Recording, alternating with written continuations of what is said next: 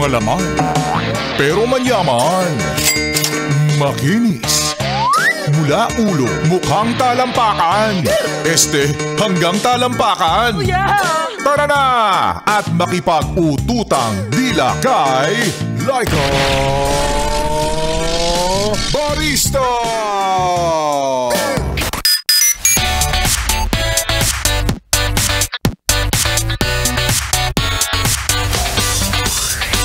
Yes, friend, Laika Barista pa rin ang iyong kasama. Chismisan, kakwentuhan at kaututang dila rin hanggang sa mga oras na ito. At patuloy ka pa rin nakikinig dito sa iyong solid na paboritong kabonding, ang 101.1 Yes FM. At para sa iyo, yes, friend, na nakikinig sa mga oras na ito o kaya naman ay nakikinig sa 101.1 Yes FM, ang radyo, na kung nasaan ka man ngayon, gusto mong magpabate, libre lang, wala kang kailangang i-click na link. Uy, ingat pala tayo dyan, yes. Pero ang dami mga messages, minsan gagamitin pa yung Viber. Ang dami pong mga pinapaklik na link, i-redeem mo daw yung rewards na to. Utang na loob, huwag niyong i-click yan. Itawag niyo muna doon sa sa valid or kaya naman doon sa legit na service provider niyo, kaya naman doon sa iyong bangko. Kung totoo nga bang may kailangan kang i-redeem na rewards nito, ang dami kong kilalang nadadali na kahit matalino talaga, minsan nadadali pa rin, no? What more kapag tanga. Kala mo sugarcoat kita. But anyways, yes, friends, sige na, i-message mo ako sa aking Facebook fan page na Laika Barista, LYKABARISTA, para sa iyong mensahe, pa-shoutout, pasigaw, pasinghal, parinig, o kaya naman meron ka lang gustong paringgan at tirahin natin sa himpapawid. Go, takutin natin yan. Charot. At maya-maya lamang isa-isain ko ang inyong mga pabate. But for now, balikan muna natin, yes, pre, na ang kwento ng ating Laika Barista Moments kanina na pinamagatang masakit na masarap. Huwag ka masyadong nag-iisip ng kung ano-ano dyan.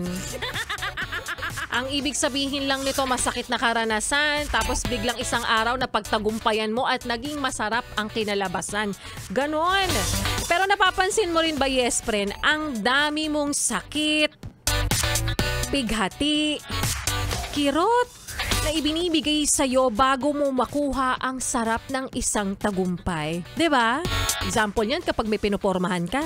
Madaming masasakit na salitang naririnig, masakit na karanasan, masakit na pagdaraanan, bago mo makuha ang masarap at matamis niyang oo. Akala mo naman milyonaryo. 'Di ba? Siguro dahil kasi kailangan mo muna daw masaktan o kaya naman baka tinetest ka lang bago ka daw masarapan. Doon sa pamumuhay na pwede niyong pagsaluhan. Malay mo naman itong nililigawan mo, milyonarya na o kaya milyonaryo na. Hihiga ka na lang, girl. Diba? At may mga ilan naman mga yes pre natin na agad-agad sumusuko na. So, na-realize nila na parang sana pala sumugal ako. Sana naman pala tinry ko muna kasi naman puro ko reklamo.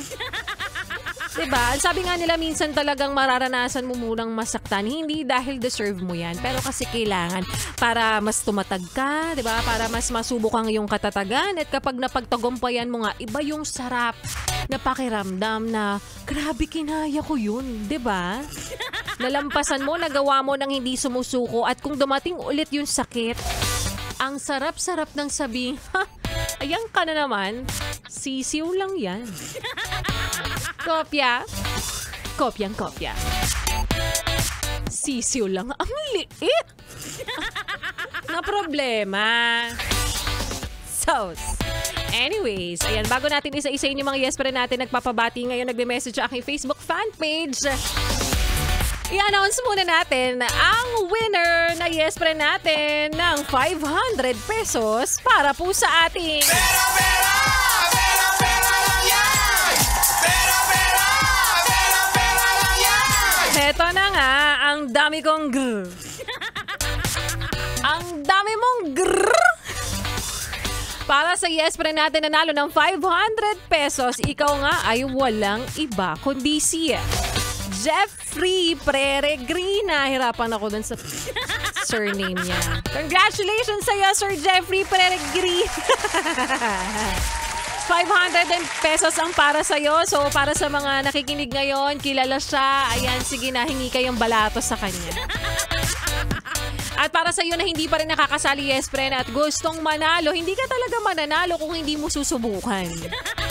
So makinig lang sa programa ng mga DJs ng 101.1 Yes FM simula po umaga hanggang gabi dahil hindi lang minsan isa, hindi lang din dalawa, minsan tatlo, minsan 78 pa. Wow. So namimigay kami everyday ng tig pa 500 pesos. Kaya naman congratulations na sa mga nanalo and congratulations in advance pa lang sa mga mananalo para po sa ating.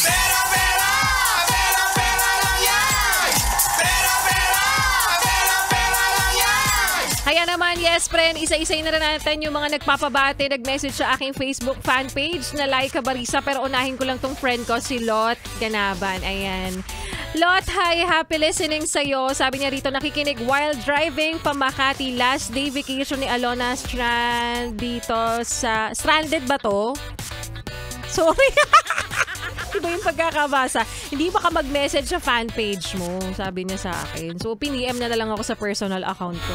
At sabay-sabay silang hinanap yung personal account ko. Charis, happy listening and thank you for messaging me.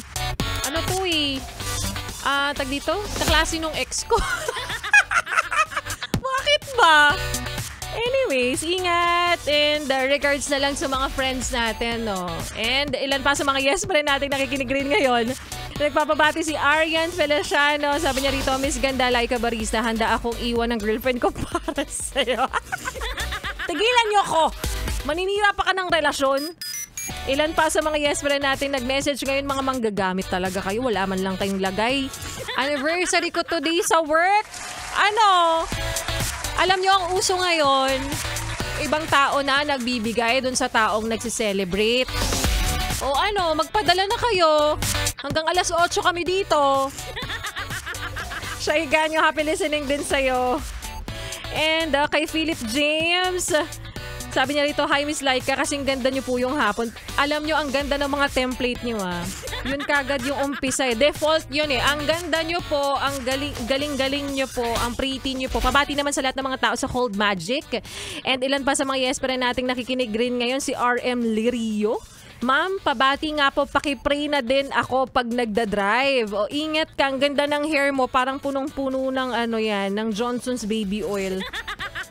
And si Renante Amper, happy listening. Alfred Marcelino, si Lyle Ken Avaricio, and si Peter Duran, Glenn Buelia, at si Bryce, and ilan pa, si Jonald Villanueva, si Jackie Acoba, na nag-thumbs up pa lang, ganun.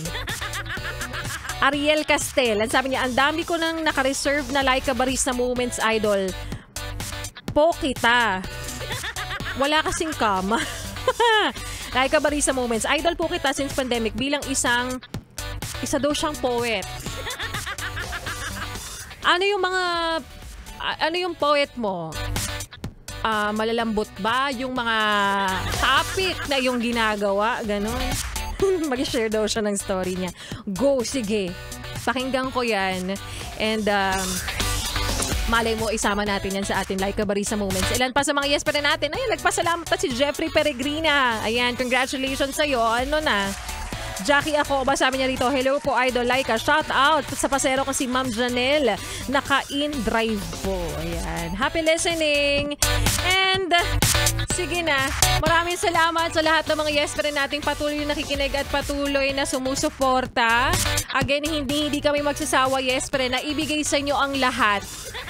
Itong tigpa 500 pesos para sa pera-pera lang yan, yes friend, hindi kami magsasawang ibigay sa inyo na hanggat hindi na nanalo kayong lahat. And pasasalamat namin yan sa inyo for making us consistent number 2. Sana ituloy-tuloy pa natin to para naman talagang bonggang-bongga na ito. Para pare-pares tayong pumunta na Taiwan na ito. Anyway, so tuloy po natin, yes, friend, ang entertainment dahil susunod na si Ganda Wanda. At ang mga kantahan ko ngayong hapon na paggabi na rin.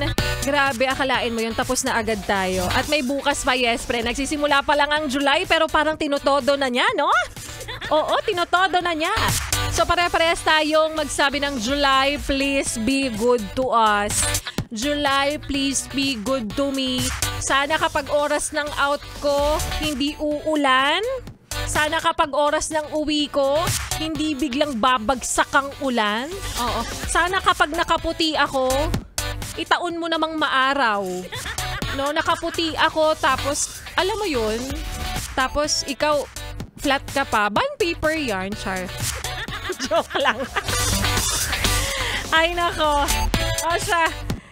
Tuloy pa natin ang mga kantahan natin kasama ang susunod nating kanta. By Daryl Ong. Darna, dito pa rin sa iyong solid na paboritong kabanding. Siyempre, ang 101.1 Yes! FM.